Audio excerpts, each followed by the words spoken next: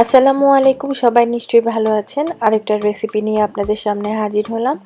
আজকের রেসিপি হচ্ছে আলুর একটা স্ন্যাক্স, খুবই মজা বিকালবেলার চায়ের সাথে খাওয়ার জন্য। এই যেই উপকরণগুলো দিয়ে আমি আজকে আপনাদের এই রেসিপিটা তৈরি করে দেখিয়েছি, এই উপকরণগুলি সাধারণত আমাদের বাসায় থেকে থাকে।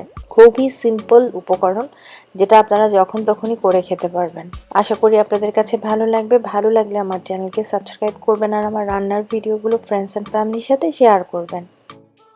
প্রথমেই আমি 3টা আলু নিয়েছি। আলুগুলোকে আমি ছিলে নিচ্ছি। ছিলানোর পরে আমি এই আলু 3টাকে সিদ্ধ করে নিব, কিন্তু সিদ্ধ করার আগে আমি জাস্ট টুকরো করে নিচ্ছি। টুকরো করে নিলে যেটা হয় যে খুব তাড়াতাড়ি সিদ্ধ হয়ে যায়, আর পুরো আস্ত আলুটা সিদ্ধ হতে একটু সময় লাগে, সেই জন্য আমি কেটে নিচ্ছি।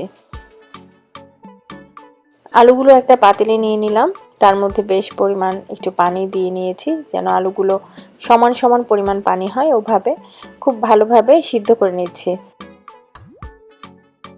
সিদ্ধ হয়ে গিয়েছে। আমি আলুটাকে এখন কাঁটা চামচের সাহায্যে অথবা আলু স্ম্যাশ করার এরকম যদি কিছু থাকে আপনাদের কাছে, তাহলে সেটা দিয়ে আলুটাকে স্ম্যাশ করে নেবেন। আর চেষ্টা করবেন গরম গরম আলুটাকে স্ম্যাশ করার জন্য। গরম গরম আলু স্ম্যাশ করলে খুব তাড়াতাড়ি এবং ইজিলি স্ম্যাশ করা যায়। দিয়ে দিচ্ছি 2 টেবিল চামচ চালের গুঁড়ো, কর্নস্টার্চ 1 টেবিল চামচ অথবা কর্নফ্লাওয়ার, আধা চা চামচ বেকিং পাউডার, 4 ভাগের 1 চা চামচ কালো গোলমরিচের গুঁড়া, 1 চা চামচ পাপরিকা অথবা গুঁড়ো মরিচ, পার্সলি দিয়ে দিচ্ছি 1 চা চামচ, পার্সলির পরিবর্তে ধনিয়া পাতা ইউজ করা যাবে, আধা চা চামচ লবণ, আধা চা চামচ চিনি। এই সব কিছু কিন্তু দেওয়া হয়ে গেল। দিয়ে এখন আমি একটা স্প্যাচুলার সাহায্যে এটাকে মিশিয়ে নিচ্ছি। আপনারা চাইলে হাতেও ভালো করে হাত দিয়েও মেখে নিতে পারেন। আমি চামচ ইউজ করে আমি ভালো করে মেখে নিচ্ছি। আমার মাখানো মোটামুটি হয়ে গিয়েছে।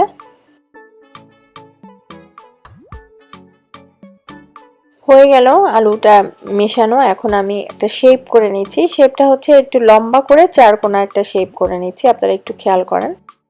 তা আমি এরকম করে সবগুলি শেপ করে নিচ্ছি। সবগুলি বানানো হয়ে গেছে, এখন হচ্ছে শুধু ভেজে নেওয়ার পালা। বেশ পরিমাণ একটু তেল দিয়ে নিতে হবে, যেন আমি আলুর এই স্ন্যাক্সটা যখনই এখানে দিয়ে দিব তখন যেন জিনিসটা ডুবে যায়, তারপর যেন একটা সময় ভাজতে ভাজতে এটা ভেসে উঠবে। ঠিক ওরকম পরিমাণে একটু তেল দিয়ে নিয়েছি। তেলটা গরম হয়েছে কিনা আমি একটা কাঠের চামচ বা কাঠের কিছু থাকলে সেটা দিয়ে চেক করে দেখবেন। চেক করলে বুঝতে পারবেন, যখন বুটবুটি উঠে শুরু করবে তখনই মনে করবেন যে তেলটা গরম হয়ে গেছে। তা আমি আলুগুলি এখানে দিয়ে দিচ্ছি। খুব অল্প সময় লাগে ভেজে উঠাতে, মাত্র আমার সময় লেগেছে 1.5 মিনিট।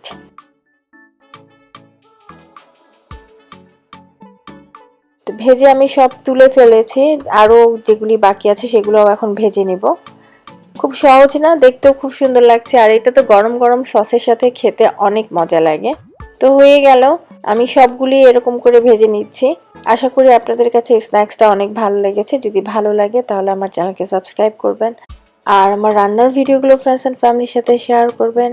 আর রান্না বিষয়ে কোনো কিছু যদি আপনাদের জানার থাকে অবশ্যই আমাকে কমেন্ট সেকশনে কমেন্ট করবেন, আমি চেষ্টা করব উত্তর দেওয়ার জন্য। আজকের এই রান্নার বা এই রেসিপির আয়োজন এখানেই শেষ করছি। সবাই ভালো থাকবেন। আল্লাহ হাফেজ।